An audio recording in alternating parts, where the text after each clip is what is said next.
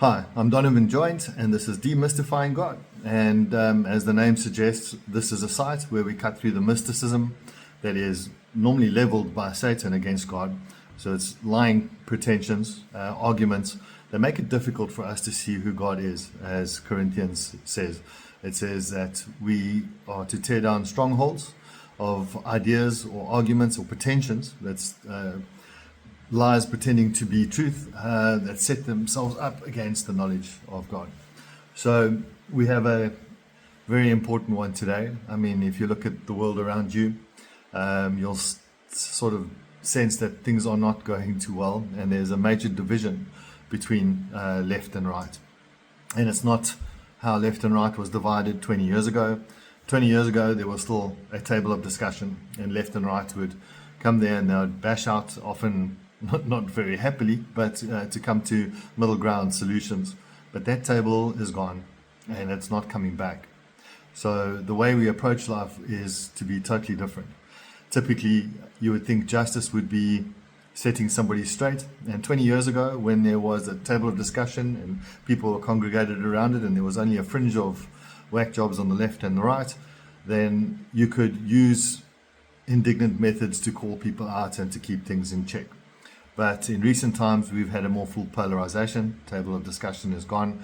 And what that means is that there's a woke left, and now there's also a woke right. And this division between the two is to such a degree that if you say anything bad, and I mean the left has done some really terrible things, so the right are quite well outspoken against it in the name of apparently good things, principles, saying, no, we cannot allow this to happen again. It needs to stop. We've got to nip it in the bud. We need to come down hard, and the people need to stand up. So they're talking about indignant responses as a method to stay this coming revolution, civil war. And it's not going to work. All it will do is serve to divide left and right even further. The left will take offense at it, and they will respond with aggravation and hatred to the right, and the right will respond, and so it'll go. And we're hurtling towards a civil war, a bloody revolution, and a total collapse of all society. And the writing's on the wall. And I believe we've gone past the tipping point. There is no solution on the left or right in any organization or government or system of law that can stop what is imminently happening. I was having a look at some commentaries on both the left and the right recently. I mean, on the left-hand side, you have people like Anna Kasparian and Cenk Uygur, and a number of other people that are speaking out against things that are happening in this world, some of it right, some of it wrong, some for good motive and reason, and others not.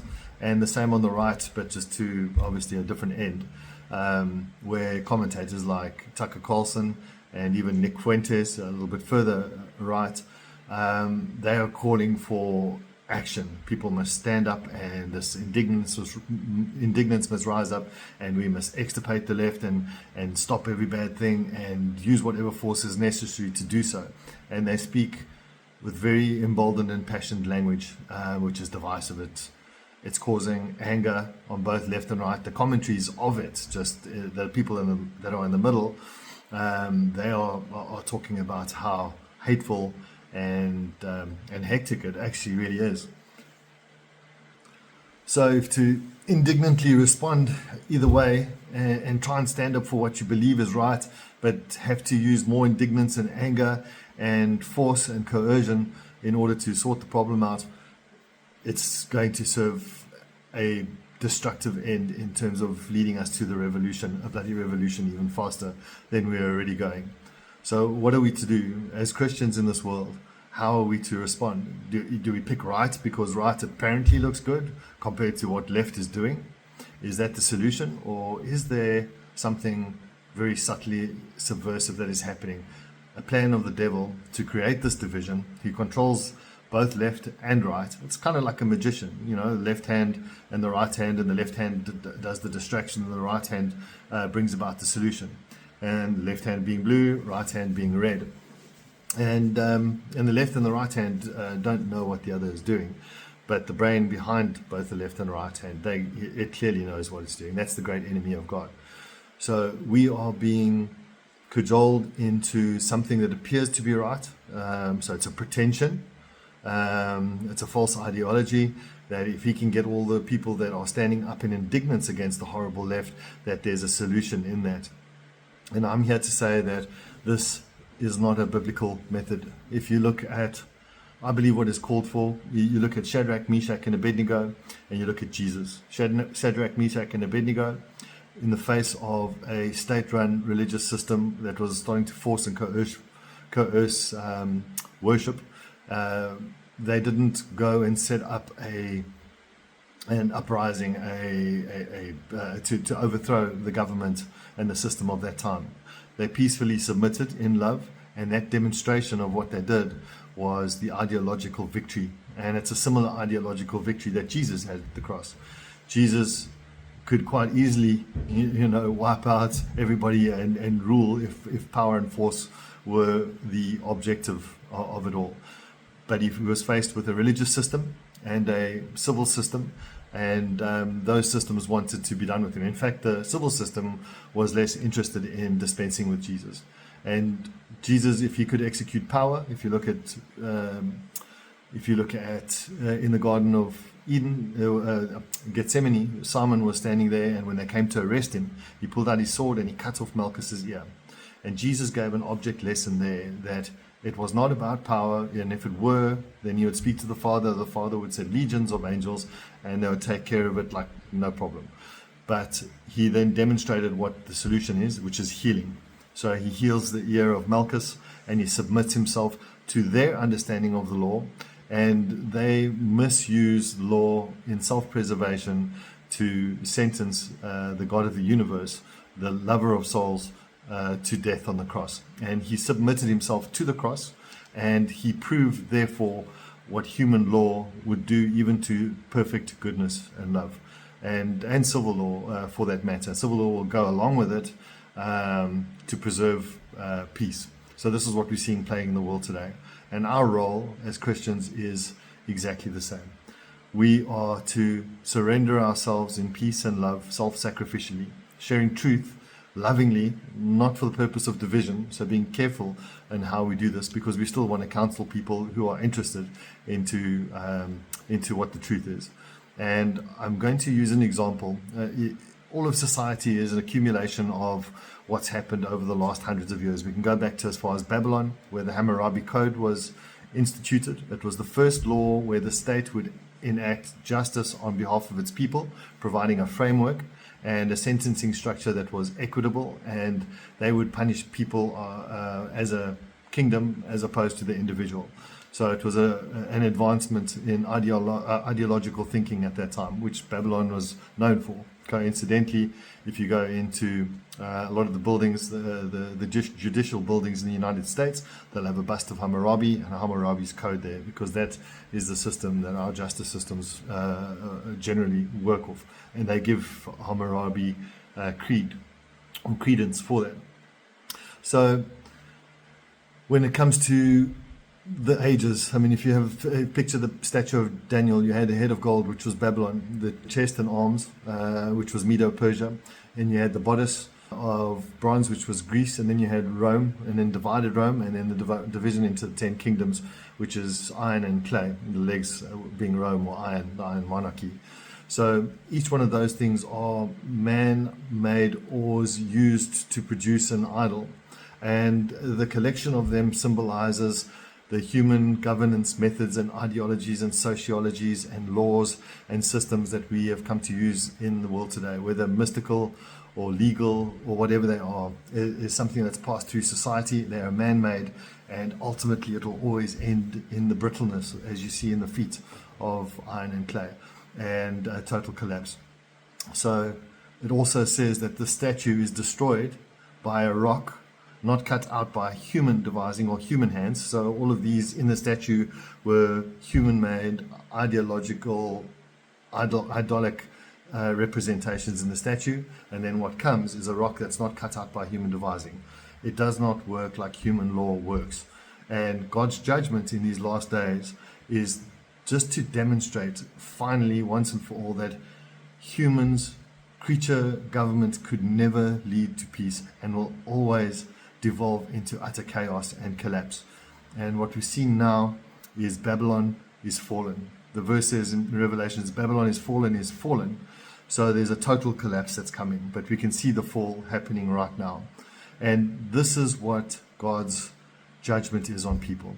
Each of us are vessels, like pots, it says in the Bible, or wineskins. And what goes in wineskins is wine. And wine in Scripture is doctrine. So we all fill up our wineskins with doctrine. And we have them filled up to some extent by parents and society. So ideas that live in our wineskin, and if we adopt them and like them and foster them, we become more and more like that doctrine we've taken into ourselves. Our character will become like that. And then we'll develop a spirit according to the doctrine that we have allowed into our hearts.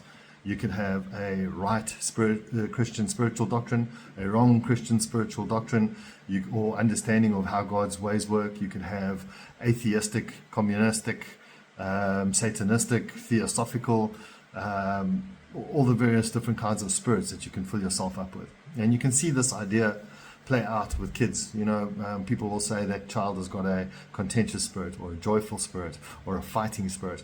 So the spirit is as a result of the doctrine that you fill yourself up with. If you fill yourself with the word of God and you love his ways that are not human devised ways, laws to govern people to goodness, that proclaim to be able to govern people to goodness, then we have a better picture. And then what will happen is that spirit then flows out of us, like the contentious child or the joyful child. It's evident how they're impacting on reality around them.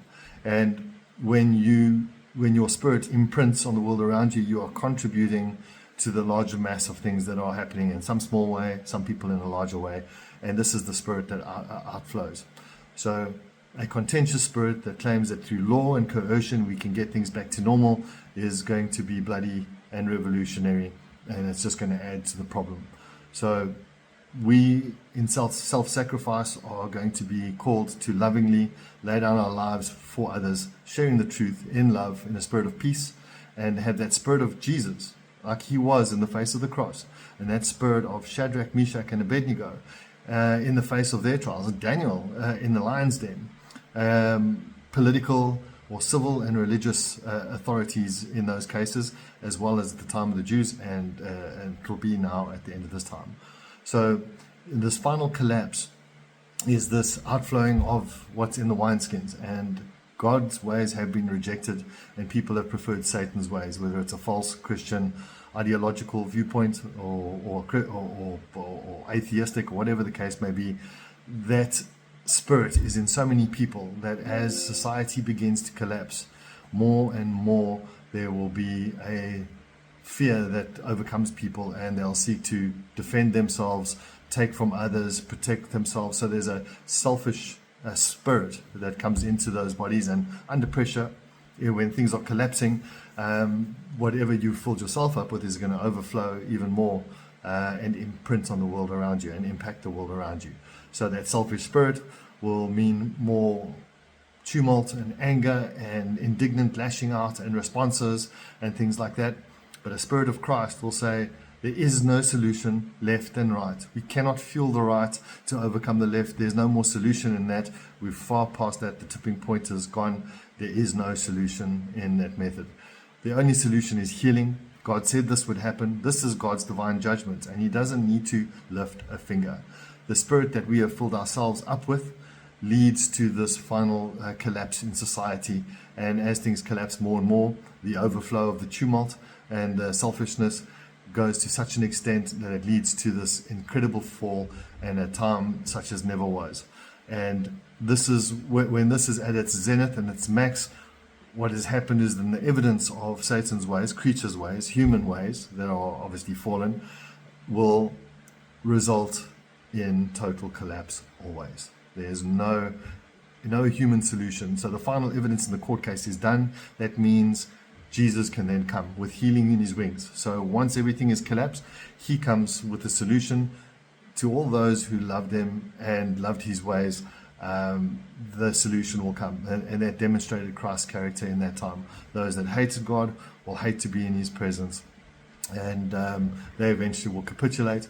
But the final solution is that God comes in the end as the final solution, a rock kingdom not cut out by human devising, whose laws and ways are not laws written down to coerce people to goodness. You're not going to have sentinels on every street corner in heaven carting people off to jail every time they fail or break the law, because the law will be written on our hearts. When Jesus comes with healing, our Casio calculator version of the hardware, decrepit and broken, with broken operating system and broken hardware, riddled with Trojan viruses that have pop-ups that are essentially sins or symptoms of the disease that we have. And when we get that new hardware and we love what is good and we love his ways, we will not find it hard to do the things that we love to do, like we do now in our sinful state. And the things that we find abhorrent and would hate to do that from time to time under pressure, we end up doing, we will find those very hard to do. And the evidence in the court case is what secures us. So when Jesus comes, he comes in healing. He doesn't need to extirpate or wipe out anyone. His judgment is leaving people to the awful consequences of their own decisions they've made, and that is rejecting God as society that reaches a critical mass, if you wish, that leads to the total unraveling of society. And then Jesus comes with healing in his wings. So just to summarize, as Christians, we have to be loving, peaceful. We have to demonstrate the character of Christ. And there's a verse that says that in the last days there'll be a group of people who does not love their lives unto death. So we, for example, when everything collapses and governments perhaps come and say that you can still partake in the economy, but you need to go along with this social agenda or this ideology, and you need to speak out against your neighbors and do this in order to qualify, like the Chinese social scoring system. And when you do that, and if you do sign something like that, you are supporting the wickedness of the devil in his final plan, and you're preserving yourself. This is what it is to take on the mark of the beast. And then the mark of Christ are those that are so sealed, and they say, we love your ways, we love your plan, we would rather die than to take something out of self, realizing how diabolic it is when it's openly apparent. And we can clearly see who Jesus is and who God is and his methods, and we can clearly see who Satan is and his methods. And only the deluded will choose to love the lie, and the righteous will choose to love the truth, and we will partake in that character of Christ as a final demonstration. And that demonstration will be the ideological and moral victory that we have. So the system will do what it did to Jesus, take loving, self-sacrificing people and claim them to be enemies, and extirpate them and kill them and punish them and hurt them. So this is a call to all Christians. We need to be very aware of the very dangerous subversive game that has been played in this world today, and how dangerous it is, and we are not to fall into the trap of going along with it. Anyway, thank you for your time. This was a long one, but it was a very important one, and it's a lot of detail to digest. I hope you've enjoyed it. If you like this material, smash the like button, share it with your friends, let this message go out. We are living in a great time of glory where we can demonstrate God's true character in our very natures and actions as we interact with life. There's a website called Demystifying-God.com. It's Demystifying-God.com, where you can find this material, as well as a book which covers the whole great plan of salvation from beginning to end, from before creation existed, where God alone was in eternity, right till the end, and the solution and eternity living on, and tackling all the points in between as it reveals itself as evidence in the court case that was needed in order to share this beautiful gift of life that the Father and the Son wanted, that they had, which they thought was too beautiful not to share. So yes, once again, like, subscribe, share, and we'll speak to you soon. God bless.